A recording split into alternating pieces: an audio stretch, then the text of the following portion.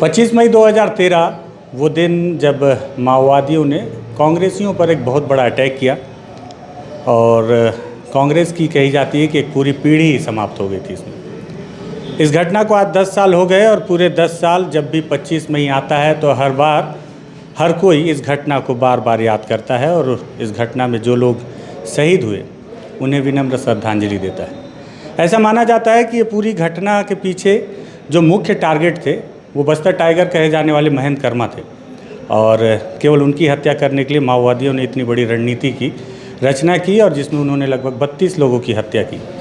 घटना को आज 10 साल बीत गए हैं। जब ये घटना हुई तो भाजपा की सरकार थी, अब कांग्रेस की सरकार है। जांच जारी है, सारी चीज़ें जारी है, लेकिन क्या कुछ बदला है उस परिवार में जिस परिवार को लेकर ये पूरी रणनीति तय हुई थी? उस पर बातचीत करते हैं। नमस्कार, मैं विकास तिवारी हूँ, आप बस्तर टॉकीज़ देख रहे हैं। दरअसल जो बस्तर टाइगर हैं महेंद्र कर्मा जी, उनके पुत्र छबिंद्र कर्मा इस वक्त हमारे साथ में हैं और 25 मई जो जीरम घटना है उसकी फिर से पुण्यतिथि 10वीं मनाई जा रही है जी। ऐसे में छबिंद्र जी, क्या लग रहा है कि कितना बदल गया? सब चीज़ बदल गया, राज्य में राजनीतिक जो परिवेश है वो बदल गया, कांग्रेस आ गई, जो नेता पीछे थे वो सामने आ गए। ऐसा लगता है जितने भी शहीद हुए हैं वो परिवार को पता है कि अपनों को खोना क्या होता है। ऐसा नहीं है कि इन 10 सालों में हमारा परिवार कभी उस घटना के जांच को लेकर बात नहीं किया। हमेशा से हम लोग बात करते रहे और मैं बीच बीच में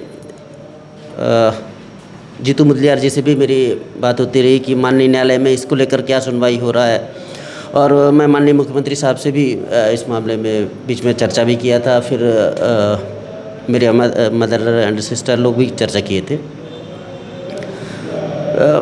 दुर्भाग्य कहना चाहिए हम लोगों का कि आज 10 साल हो गया। मैं एक आरोप नहीं लगा रहा हूँ, लेकिन एक 10 साल के इस घटना में हम लोगों को एक एनआईए पे भरोसा था कि एनआईए निष्पक्ष जांच करेगी।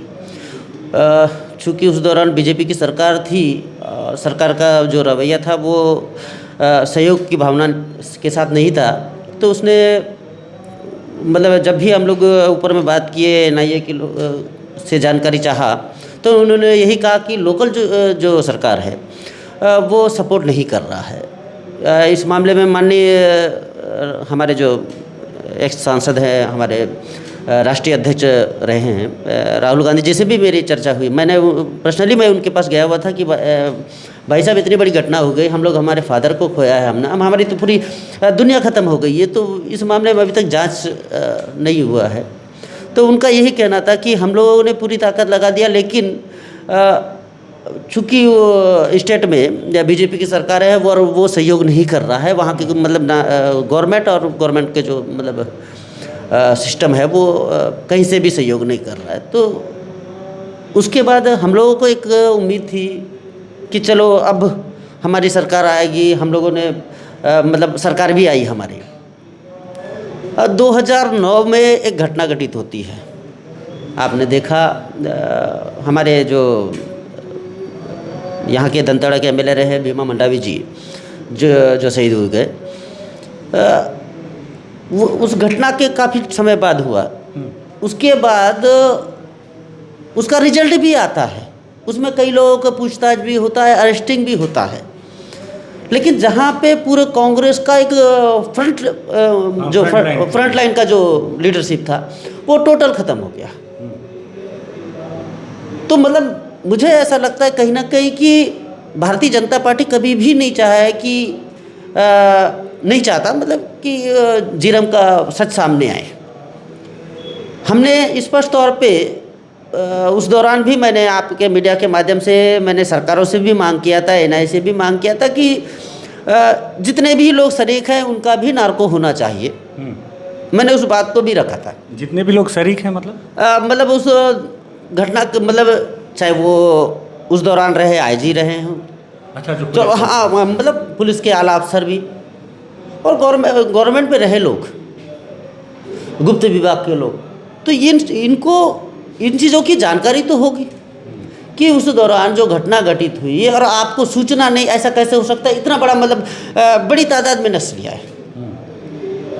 और आज जब माननीय मुख्यमंत्री साहब से मैंने इस मामले में बात किया तो माननीय मुख्यमंत्री साहब का भी यही कहना था कि हमने कई दफ़ा मतलब NIA से मांग किया कि हमको इसको हमारी सरकार को दे दो, हम लोग जांच करेंगे, लेकिन वो जांच देने को तैयार नहीं है।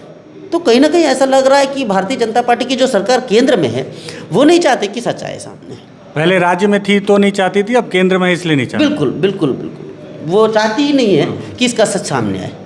एक्चुअली मुझे ऐसा लगता है कि मेरा तो सीधा आरोप है कि जब तक भारतीय जनता पार्टी की सरकार रही, आपने देखा कि जितने भी कांग्रेस के जो चाहे लोकल स्तर के लीडर्स हो, चाहे गाँव में रहे लीडर्स हो, और मतलब अपन जैसे फादर की भी बात करें और उनसे संबंधित जितने भी कांग्रेस के जो लीडर्स रहे हैं, तो वो सारे लोग नक्सलियों के टारगेट में रहे। आपके पूरे 15 साल के कार्यकाल में जितना लीडरशिप रहा है वो एक एक करके सारे को खत्म किया गया। मतलब आज हमारी सरकार आई है, आप देख रहे हैं हमारी सरकार में अभी एक घटना घटित हुई जो दुखद है। मैं मेरी सहानुभूति उन परिवार के साथ सदैव रहेगी, क्योंकि मैं भी पीड़ित परिवार से हूँ। कौन सी घटना? अभी जो आरनपुर में हुई। तो आज हमारा जो कांग्रेस का 4 साल का कार्यकाल हुआ, कहीं ना कहीं नक्सली भी एक बैकफुट पे तो है। नक्सलियों को आपने 15 साल में इतना श्रेय दे रखा था कि वो जिला हेडक्वार्टर तक आके घटनाएं कर रहे थे। तो मुझे ऐसा लगता है कि कभी भी भारतीय जनता पार्टी नहीं चाहता, या उनकी सरकार कभी नहीं चाहती कि नक्सल समस्या का समाधान हो, और खासकर जीरम को लेकर तो वो कभी भी नहीं चाहेगा इसके सच सामने। हाँ, क्योंकि कहीं ना कहीं उनके जो मिनिस्टर्स हैं, उनके जो CM रहे हैं, और उनका जो पुलिस अमला रहा है, हेड ऑफ द डिपार्टमेंट्स रहे हैं, उनका इन्वॉल्वमेंट तो जरूर रहा है, मुझे ऐसा लगता है। अच्छा छविन जी, आप बोल रहे हैं कि उनकी सरकार थी तो आपके लोगों को टारगेट किया गया। ऐसा लगता है क्या जिसकी सरकार होती है तो विपक्ष के लोगों को नक्सलियों से टारगेट करवाते हैं? बिल्कुल बिल्कुल करा सकते हैं। अब सबसे बड़ा बात यह है कि आपका माननीय कर्मा साहब को Z+ सुरक्षा थी। पटेल साहब जो हमारे उस दौरान प्रदेश अध्यक्ष हुआ करते थे, उनको Z सुरक्षा थी। हमारे एक्स केंद्रीय मंत्री विद्याचरण शुक्ल साहब थे, MLA थे, और पूरा आपको मालूम है आपके सरकार में जो परिवर्तन यात्रा निकल रही है उसमें लगातार मतलब एक रूट चार्ट सारा तय था।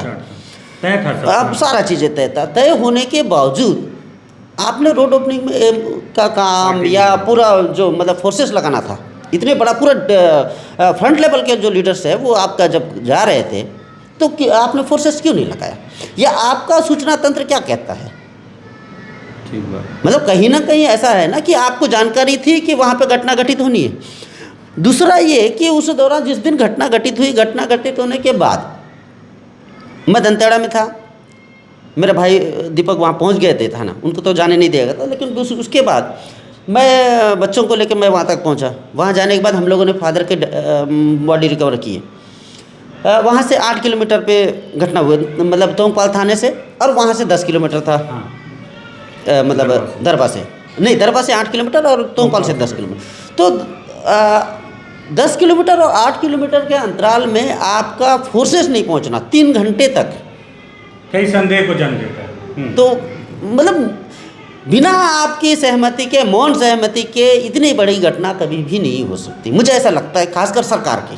अच्छा, एक सवाल मैं इसमें ये डालना चाह रहा था, आपकी बात से निकल के आया मेरे जहन में कि जिसकी सरकार होती है अगर वो विपक्ष के लोगों को टारगेट करवाते हैं माओवादी, तो भीमा मंडावी की घटना को आप कैसे देखेंगे? भीमा मंडावी की जो घटना घटित हुई थी, क्योंकि सरकार जी बिल्कुल, भीमा मंडावी जी की जो घटना हुई थी उस दिन, वो 9 तारीख की जो घटना घटित हुई थी, यहाँ से 3 टीमें दी गई थी DRG के। मैं चूँकि अंदरूनी क्षेत्र में आपका कुआकोंडा बेल्ट में जा रहा था, मेरा मेरा उस क्षेत्र में लगातार सभाएं थी, मैंने 5 सभाएं ले चुकी थी, लेने के बाद मैं अवधि के आया था। तो मेरे साथ DRG की 70 जवान थे, और मेरी जो टारगेट थी वो तो थी। माननीय भीमा जी के साथ 50 जवान थे, माननीय देवती कर्मा जी के साथ 50 जवान थे डीआरजी के, और उनका प्रश्न चूंकि उन लोग का इंटीरियर नहीं था, लोकल जाना था, तो उनको दिया गया। देने के बाद भीमा जी को स्पष्ट तौर पे कहा गया था कि उस एरिया में मूवमेंट है, आपको नहीं जाना है। टीआई के द्वारा मना किया गया था। सबसे बड़ी बात यह है कि आपका जब वहाँ प्रोग्राम नहीं था, आप दंतेवाड़ा में आने के बाद दोपहर में आपने पूरी फोर्स को छोड़ दिया। छोड़ने के बाद सिंगल गाड़ी, मतलब आपके जो कारगट है सिर्फ उसी को लेके डीआरजी टीम को छोड़ दिया और आप वहाँ पे चले गए। तो कहीं ना कहीं आप इन चीज़ों को नेगलेक्ट करना चाहते थे। मतलब उनकी लापरवाही थी। लापरवाही, बिना लापरवाही के भाई हमें भी सूचना थी। जब जिस दिन घटना घटित हुई, मेरा सुबह का प्रोग्राम था वहाँ, मतलब मैं दोपहर तक हमने सारे कार्यक्रम किए। उसके बाद हाँ, उसके बाद हमको श्यामगिरी जाना था, नकुलनार से 2 किलोमीटर पे था। लेकिन मुझे आशंका हुई। आशंका होने से मैंने अवधेश गौतम जी को बोला, मैं ड्राइव सीट पे था, कि मैंने बोला यार मुझे अच्छा नहीं लग रहा है, मुझे ऐसा लग रहा है कहीं ना कहीं कुछ घटना घटित हो सकती है, हम लोग रूट चेंज करते हैं। हमको श्यामगिरी होके गोंगपाल, मतलब श्यामगिरी से गोंगपाल होकर पालनार जाना था। तो मैंने बोला यार पहले अपन पालनार चलते हैं, अब वापसी में अपन इधर घुसे गोंगपाल होकर।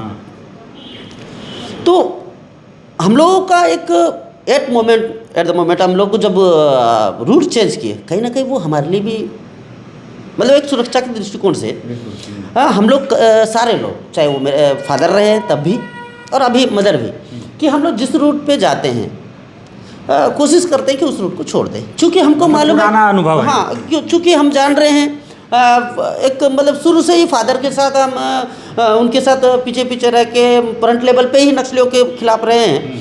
तो हम इन चीज़ों को देखते हुए हमने हमेशा से हाँ जी चेंज किया।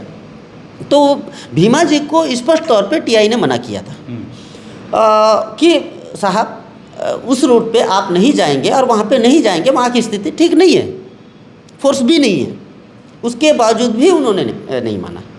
मतलब ये माना जाए कि भीमा मंडावी जी की जो घटना हुई वो उनकी लापरवाही थी, हाँ, और जीरम की जो घटना है वो साजिश है। बिल्कुल बिल्कुल बिल्कुल। अच्छा, अभी आप बोल रहे थे कि जीरम घटना जब हुई उस वक्त के सभी अधिकारियों का नार्को टेस्ट होना चाहिए। जी, आपके हिसाब से जी। एक नाम हमेशा से जीरम घटना के बाद चर्चा में आया जी कि इतनी बड़ी घटना के बाद कवासी लखमा कैसे वहाँ से छूट गए। जी। तो क्या कभी इस पे आपका विचार नहीं आया कि उनका भी नार्को टेस्ट? नहीं, मैंने तो देखिए, मैं एक राजनीति से परे हट के बात कर रहा हूँ, क्योंकि आपका पर्सनल मैटर है, आपने अपने पिता को खोया। जी जी जी। तो मैंने कभी भी मैं उनको मैं लखमा जी को मैंने साइड करके बात नहीं किया। मैंने उस दौरान भी बात किया था कि लखमा जी का भी नार्को होना चाहिए, और जितने जो उस दौरान के जो लीडर्स भी रहे हैं उनका भी नार्को होना चाहिए। अच्छा, सभी का होना चाहिए, जिससे कि एक क्लियर तो होगा। हाँ, चीज़ें बाहर निकलेगी कि सच क्या है।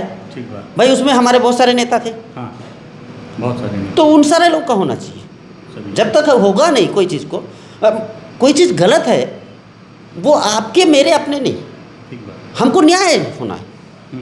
न्याय मिले भाई जिनका जाता है या जिनका नुकसान होता है उस व्यक्ति से पूछे, वो पीड़ित है, उनको पता है कि उनको क्या तकलीफ होता है, तो जांच होना चाहिए।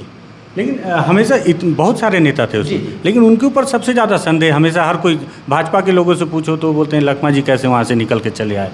उनको हमेशा अलग टारगेट करके रखा। उस दौरान आपको मेरा आपने उस दौरान भी स्टेटमेंट देखा होगा, मैंने क्लियरली कहा था, मैंने तो कह दिया था कि जोगी जी का इन्वॉल्वमेंट है, मैंने बोला भी था। मैं ओपनली बोला था कि उस दौरान अजीत जोगी जी, और चूँकि लखमा जी भी उस एरिया में रहते हैं तो बहुत सारी चीज़ों को नहीं जानते, ऐसा तो अपन उसको नकार भी नहीं सकते। ठीक बात। तो मैंने उस दौरान भी कहा था कि अजीत जोगी जी का भी नार्को होना चाहिए, अमित का भी होना चाहिए, सभी का होना चाहिए, और जो लखमा का भी होना चाहिए। भाई आप लखमा जी को अगर शक करना है तो उसका सबसे बड़ा रीज़न ये है कि क्योंकि आप वहाँ के एमएलए। दूसरा, आपका इफेक्टेड एरिया होने के बाद सारे बड़े लीडर्स को अगर मतलब मारा जाता है, उस दौरान आप बचते हुए, तो कहीं ना कहीं मेरे मन में स्वाभाविक सी बात है कि किसी के मन में भी ये बात आएगी कि हम लोग अगर 5 लोग हैं, 5 में 4 चले जाते हैं, एक व्यक्ति सेफ होके आता है, तो कहीं ना कहीं परिवार के लोग हो चाहे कोई भी हो, एक डाउट करेगा। बिल्कुल करेगा।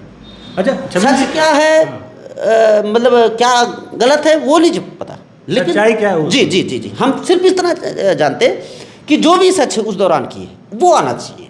अच्छा, ये बोल रहा था कि 2013 में घटना हुई, 2018 में आपकी सरकार आई, जी। कांग्रेस की जी। सरकार आई थी, तो आपको उम्मीद था कि अब तो हमारी नहीं, सरकार आ गई, अब सच्चाई बिल्कुल से। उम्मीद था। तो आज अफसोस कितना है सरकार नहीं, 5 साल देखिए सरकार आने के बाद भी ऐसा, मैंने अभी उससे अभी पहले हाँ, पहले कहा था आपने कि भाई हम लगातार माननीय मुख्यमंत्री साहब से बात कर रहे हैं, तो मुख्यमंत्री साहब का ये कहना है कि हम लोगों ने कई बार सरकार ने NIA से रिपोर्ट मांगा कि हाँ, उनके बयान तो लगातार आते हाँ, रहते हैं। कि भाई आप नहीं कर रहे हैं, तो आप सिर्फ जो जांच किया है आपने उसी को दे दीजिएगा, हम आगे हम आगे बढ़ाएंगे।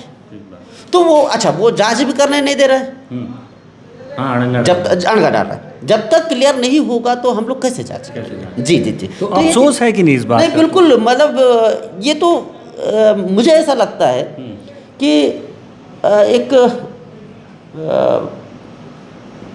क्या कहते हैं उसको कि प्रतिद्वंदी के तौर पे नहीं देखते हैं। ऐसा लग रहा है कि नहीं, वो हमारे विपक्ष के लोग हैं, उनका नुकसान हो रहा है तो होने दो, मतलब आज कहीं ना कहीं ऐसा लगता है। जी। अच्छा, उनकी मंशा है। जी जी जी, जो बीजेपी सरकार है, क्योंकि माननीय मतलब यूपीए गवर्नमेंट थी, यहाँ पे उनकी सरकार थी, नक्सल मुद्दे को लेकर, नक्सल मामले में को लेकर सरकार ने बजट देने में, फोर्सेस देने में कभी भी कोई कतई नहीं बरती। ठीक बात।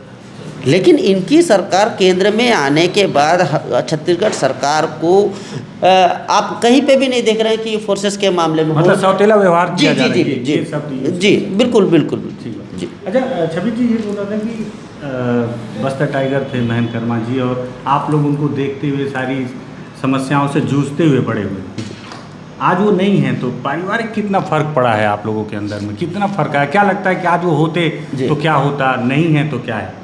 देखिए, सबसे बड़ी बात ये है कि कर्मा साहब सिर्फ मेरे परिवार के या मेरे फादर थे ऐसा नहीं था। हम लोग अपन दंतेवाड़ा जिले की भी बात कर रहे हैं, मतलब ये बस्तर हमारा जो 3 जिला खासकर, जगदलपुर भी है, लेकिन सबसे ज़्यादा हमने बीजापुर, दंतेवाड़ा और सुकमा, हमने देखा कर्मा साहब यहाँ पे राजनीति से परे हट के एक गार्जियन के तौर पे काम किया। तो सारे जी जी जी, सबके लिए, क्या बीजेपी, क्या कांग्रेस या क्या आदर्श पार्टी, तो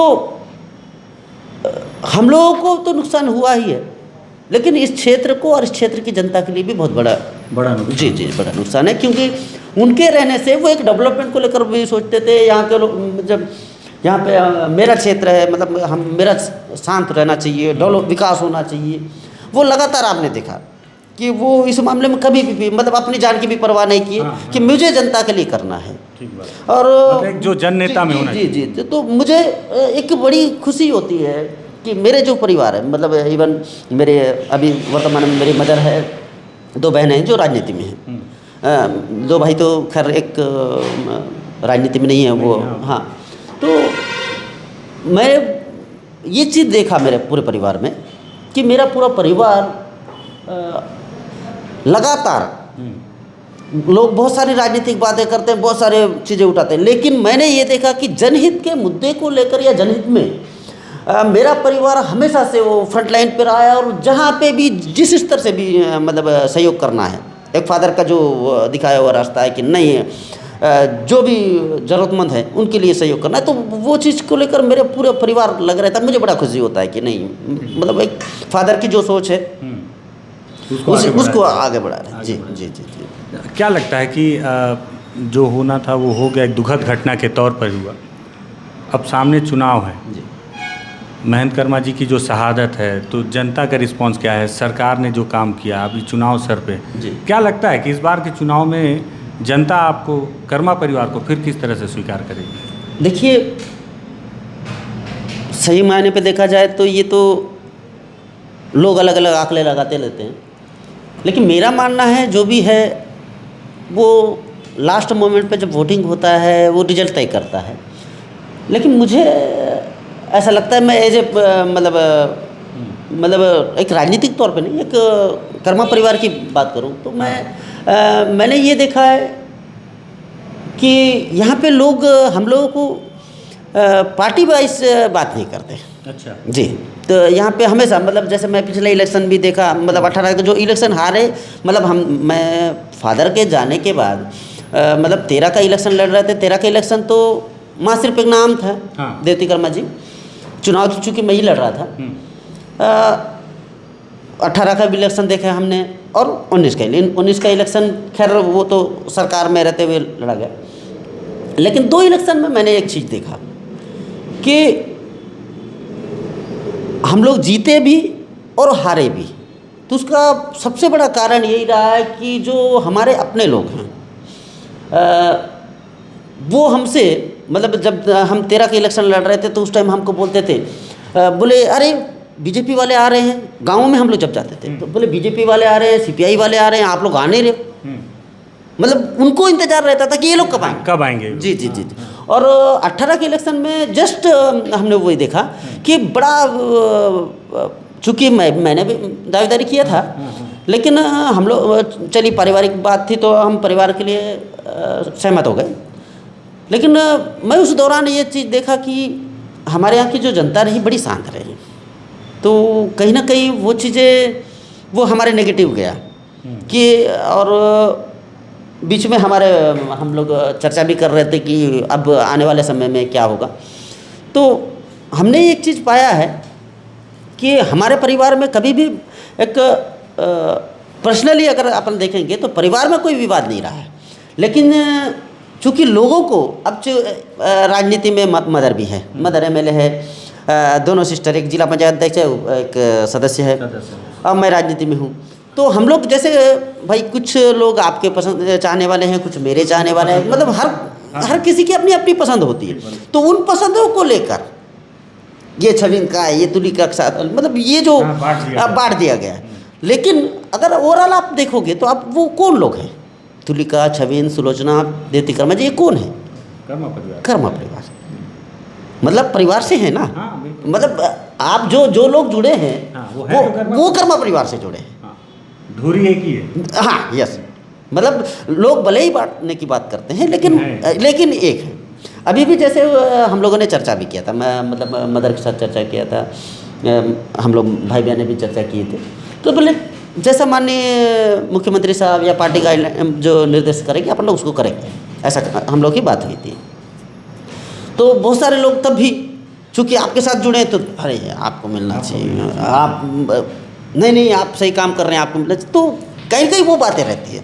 तो वो जो बातें हैं वो कई चाय ठेला में, पान ठेला में, वो चर्चा का विषय। जी जी जी जी। हालांकि हम बात जीवन घटना पे कर रहे थे तो मेरे मन में एक सवाल आ गया, मैं राजनीति से पूछे। जी जी। क्या लगता है छबिन जी, उम्मीद है कि आज कल कभी न्याय मिलेगा, कभी सच्चाई सामने आएगी? आपको क्या लगता है, अब उम्मीद है? क्योंकि भाजपा की सरकार थी और चाहती नहीं थी आपके अनुसार, आपकी सरकार आई तो भी आपका ये कहना है कि केंद्र में बैठी सरकार नहीं चाहती। उम्मीद है आज भी कि कभी न्याय मिलेगा? नहीं, मैंने जहाँ तक पर्सनली एक पारिवारिक तौर पे भी माननीय मुख्यमंत्री साहब को नहीं, भूपेश बघेल जी की अगर बात करें, चूँकि हम लोग चाचा बोलते हैं और एक आज भी तो, और हम लोग उनसे मिलते भी हैं तो एक हमारे पारिवारिक उससे मिलते हैं, तो उनसे भी मैं आज भी मैं कह रहा हूँ कि अब भी अगर एनआईए हमारी सरकार को रिपोर्ट सौंपती है तो मुझे इतना भरोसा है भूपेश बघेल जी पे कि ये जो पूरा मामला है वो सामने आ जाएगा, बिल्कुल सामने आएगा। जी, ये छबिन कर्मा जी थे। बातें बहुत सारी हैं और ये पहला चरण है छबिन जी से बातचीत का। छबिन जी से हम अभी आगे कई चरणों में बातचीत करेंगे अलग अलग मुद्दों पे।